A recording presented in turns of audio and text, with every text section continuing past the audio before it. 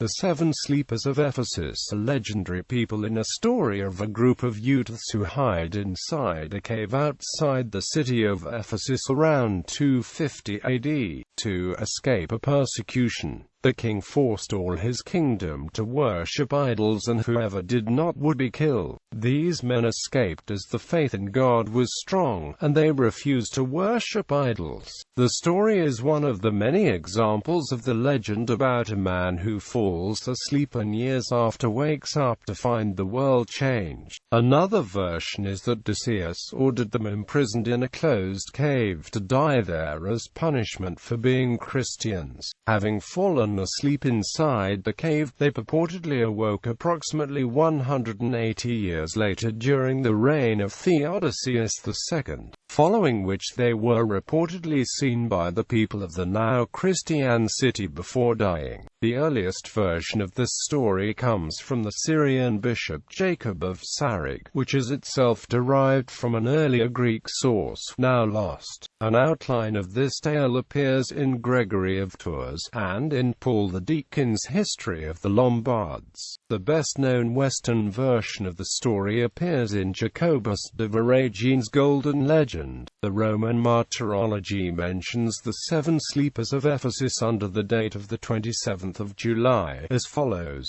Commemoration of the Seven Holy Sleepers of Ephesus, who, it is recounted, after undergoing martyrdom, rest in peace, awaiting the day of resurrection. The Byzantine calendar commemorates them with feasts on the 4th of August and the 22nd of October. The story has its highest prominence, however, in the Muslim world. It is told in the Quran. The Quranic rendering of this story does not state exactly the number of sleepers. Surah 18, verse 22. It also gives the number of years that they slept as 300 solar years. Unlike the Christian story, the Islamic version includes mention of a dog who accompanied the youths into the cave and was also asleep. But when people passed by the cave, it looked as if the dog was just keeping watch at the entrance, making them afraid of seeing what is in the cave once they saw the dog. In Islam, these youths are referred to as the people of the cave. Christian interpretation. Story. The story alleges that during the persecutions by the Roman Emperor Decius, around 250 AD, 7 young men were accused of following Christianity. They were given some time to recant the faith, but chose instead to give the worldly goods to the poor and retire to a mountain cave to pray, where they fell asleep. The emperor, seeing that their attitude towards paganism had not improved, ordered the mouth of the cave to be sealed. Decius died in 251, and many years passed during which Christianity went from being persecuted to being the state religion of the Roman Empire. At some later time, usually given as during the reign of Theodosius II, the landowner decided to open up the sealed mouth of the cave, thinking to use it as a cattle pen. He opened it and found the sleepers inside. They awoke, imagining that they had slept but one day, and sent one of the number to Ephesus to buy food, with instructions to be careful lest the pagans recognize and seize him. Upon arriving in the city, this person was astounded to find buildings with crosses attached. The townspeople, for their part, were astounded to find a man trying to spend old coins from the reign of Decius. The bishop was summoned to interview the sleepers. They told him the miracle story, and died praising God. As the earliest versions of the legend spread from Ephesus, and early Christian catacomb came to be associated with it, attracting scores of pilgrims. On the slopes of Mount Pion near Ephesus, the Grotto of the Seven Sleepers, with ruins of the church built over it, was excavated in 1927-28. The excavation brought to light several hundred graves dated to the 5th and 6th centuries. Inscriptions dedicated to the Seven Sleepers were found on the walls of the church and in the graves. This grotto is still shown to tourists. Syriac Origins. The story appeared in several Syriac sources before Gregory's lifetime. It was retold by Simeon Metaphrasts. The Seven Sleepers form the subject of a homily in verse by the Edessa poet Jacob of Syriac, which was published in the Acta Sanctorum. Another 6th-century version, in a Syrian manuscript in the British Museum, gives 8 sleepers. There are considerable variations as to the names. Dissemination. The story rapidly attained a wide diffusion throughout Christendom, popularized in the West by Gregory of Tours. In his late 6th-century collection of miracles, De Gloria Martyrum, Gregory says that he had the legend from a certain Syrian. In the following century, Paul the Deacon told the tale in his History of the Lombards but gave it a different setting. In the farthest boundaries of Germany toward the west-northwest, on the shore of the ocean itself, a cave is seen under a projecting rock, where for an unknown time 7 men repose wrapped in a long sleep. Quote, the dress identified them as Romans, according to Paul, and none of the local barbarians dared to touch them. During the period of the Crusades, bones from the sepulchres near Ephesus, identified as relics of the Seven Sleepers, were transported to Marseille, France in a large stone coffin, which remained a trophy of the Abbey of St. Victor, Marseille. The Seven Sleepers were included in the Golden Legend compilation, the most popular book of the later Middle Ages, which fixed a precise date for the resurrection, 478 AD, in the reign of Theodosius. Early modern literature. The account had become proverbial in 16th-century Protestant culture. The poet John Donne could ask, "Were we not weaned till then, but sucked on country pleasures, childishly? Or snorted we in the Seven Sleepers' den?" Quote, in John Hayward's play called The 4pp, The Pardoner, a Renaissance update of Chaucer's Pardoner, offers his companions the opportunity to kiss a slipper of one of the Seven Sleepers, but the relic is presented as absurdly as the Pardoner's other offerings, which include the great toe of the Trinity and a buttock bone of Pentecost. Little is heard of the Seven Sleepers during the Enlightenment, but the account revived with the coming of Romanticism. The Golden Legend may have been the source for retellings of the Seven Sleepers in Thomas de Quincey's Confessions of an English Opium Eater. In a poem by Goethe, Washington Irving's Rip Van Winkle, H.G. Wells' The Sleeper Awakes. It also might have an influence on the motif of the King in the Mountain. Mark Twain did a burlesque of the story of the Seven Sleepers in Chapter 13 of Volume 2 of The Innocents Abroad. Modern literature. Serbian writer Danilo Kis retells the story of the Seven Sleepers in a short story, The Legend of the Sleepers, in his book The Encyclopedia of the Dead.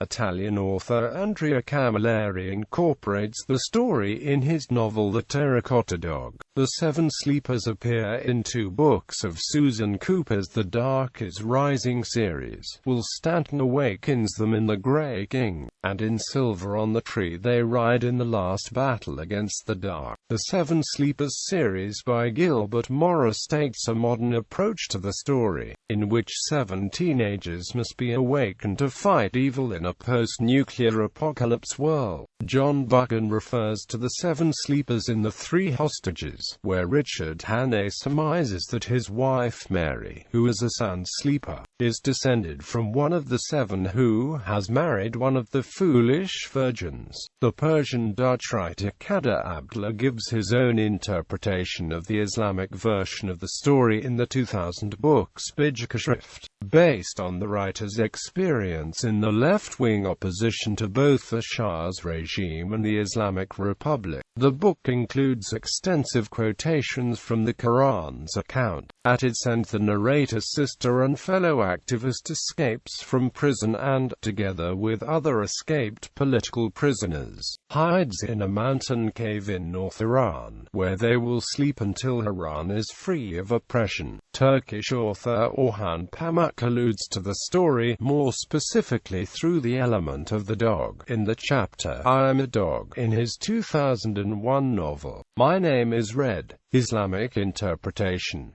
Quranic version Surah 18 verse 7. Verily, we have made that which is on earth as an adornment for it, in order that we may test them as to which of them are best in deeds.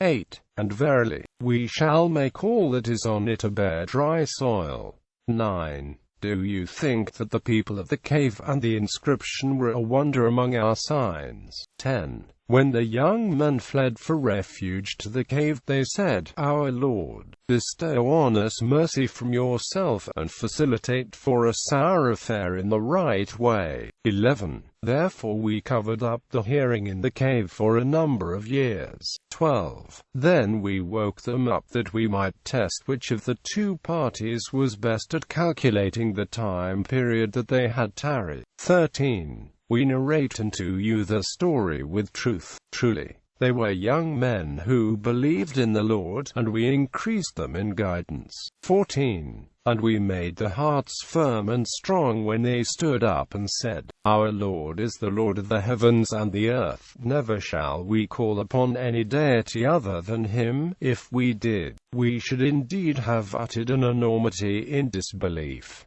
15. These our people have taken for worship deities other than God. Why do they not bring for them a clear authority?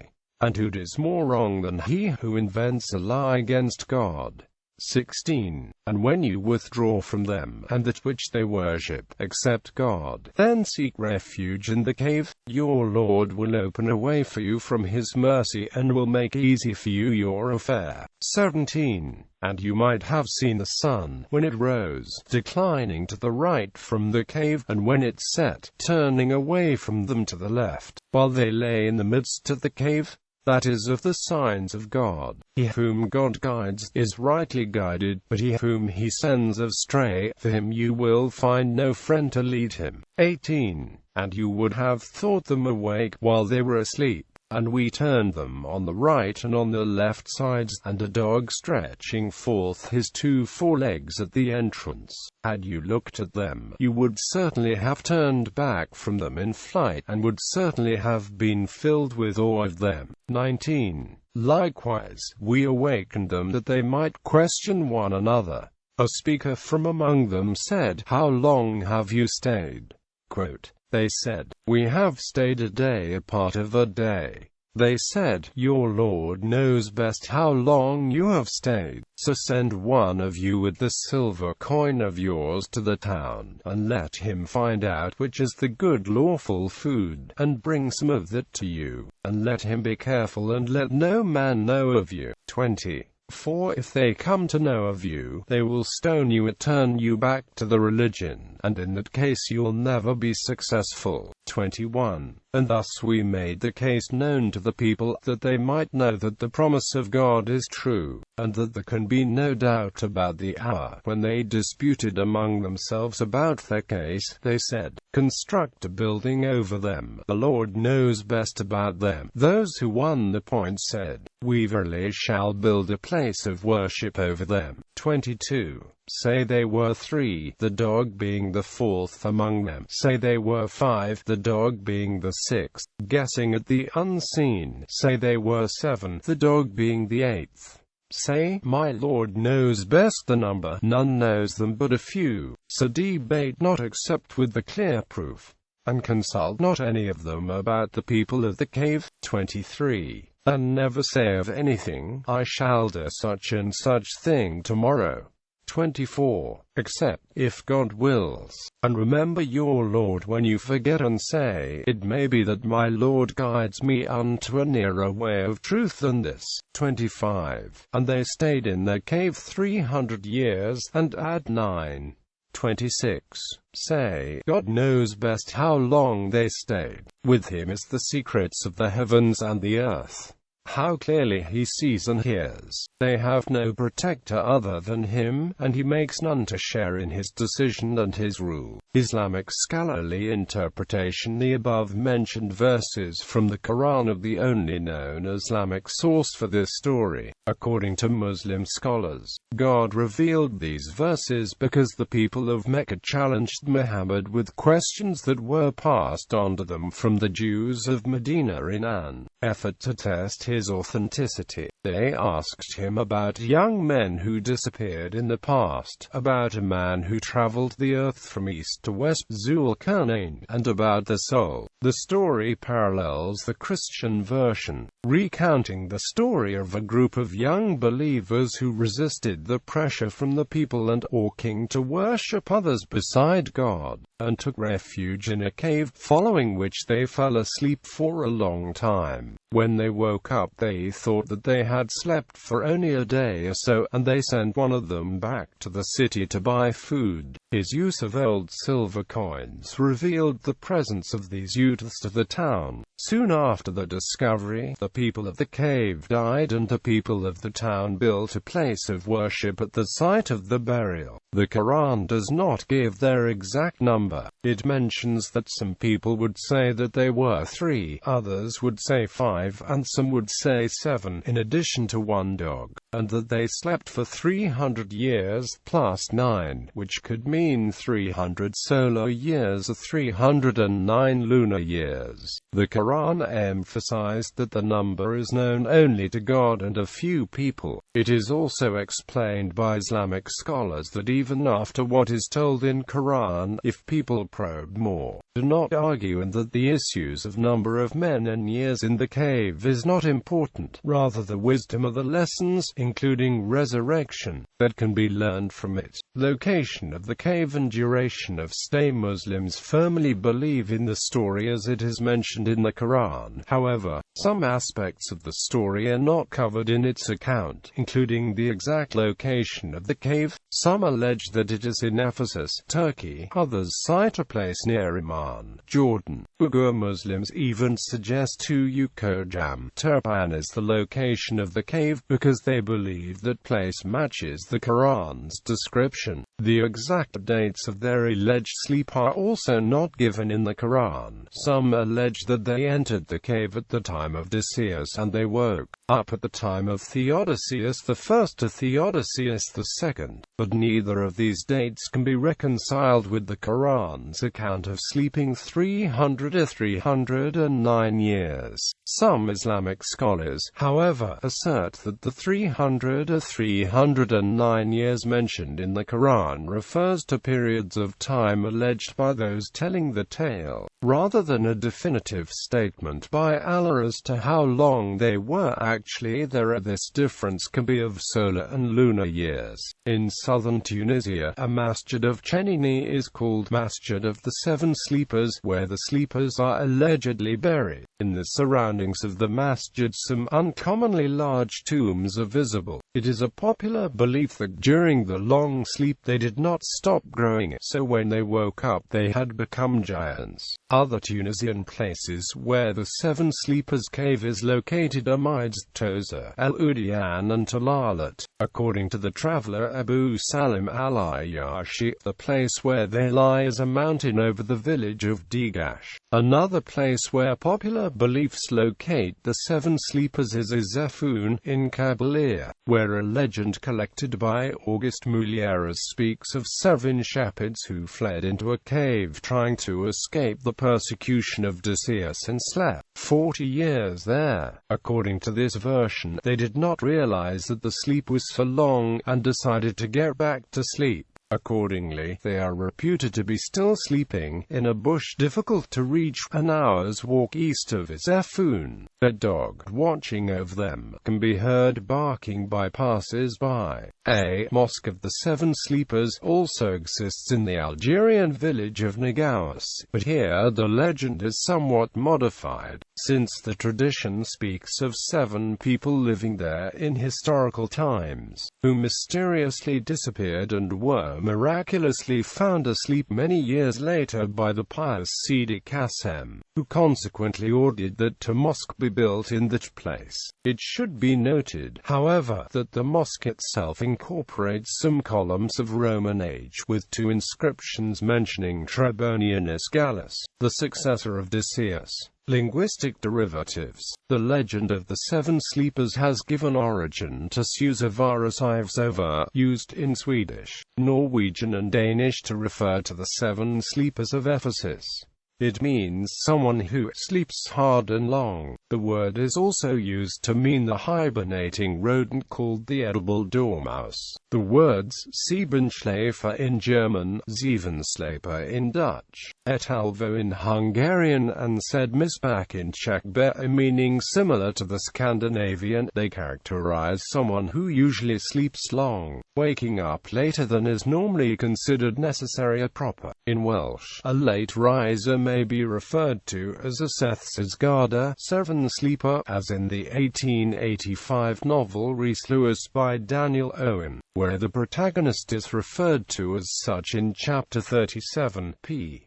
294. This has the double meaning of one who wakes at 7, well into the working day in a Welsh rural setting. In the Middle East and specifically in Syria, people say, which can be translated as, may you sleep like the people of Ephesus.